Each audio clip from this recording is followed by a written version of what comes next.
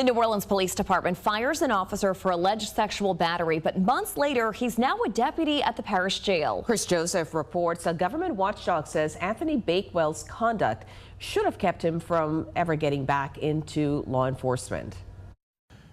The level of disappointment here. Skip Gallagher pours his own time and money into stockpiling New Orleans police records. He uses them to warn you and department leaders about how those officers behave. So when he learned the Orleans Parish Sheriff's Office hired former NOPD Lieutenant Anthony Bakewell, his message was clear. Fire him, terminate him. The NOPD fired Bakewell in March 2025 for sexual battery.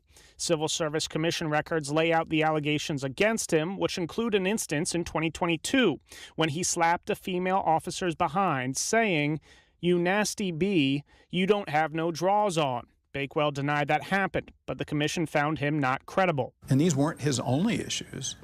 Why has he been put in a new position? Lee Zurich's attention to the details investigation raised questions about Bakewell's timesheets back in 2021.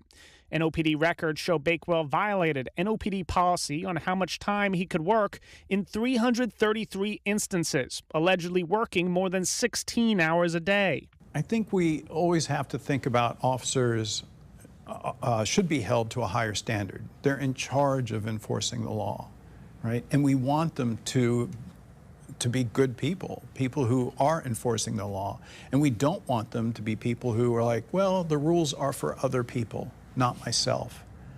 And we've seen too much of that here in Orleans Parish.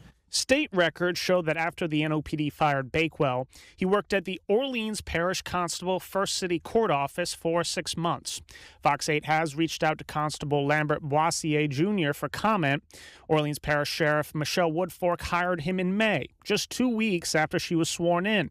She previously served as interim chief over the New Orleans Police Department, serving with Bakewell. She understands what's going on. She was the former chief. She would know that officers need to be vetted prior to being brought into a department.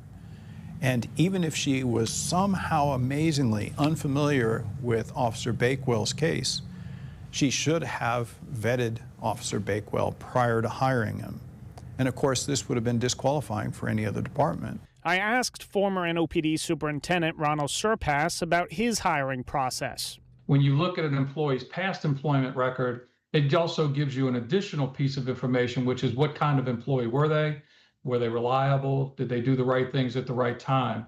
So police chiefs have a significant responsibility when they're making a hiring decision. In your experience, how often do police chiefs hire officers who have been previously terminated?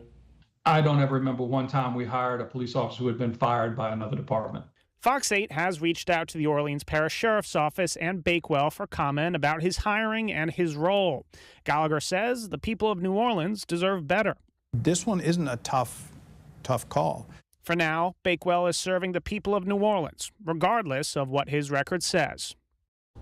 Now, Woodfork's office released a statement, did not address his specific disciplinary past, instead saying that all personnel are under continuous review for how they comply with employee standards. Meg?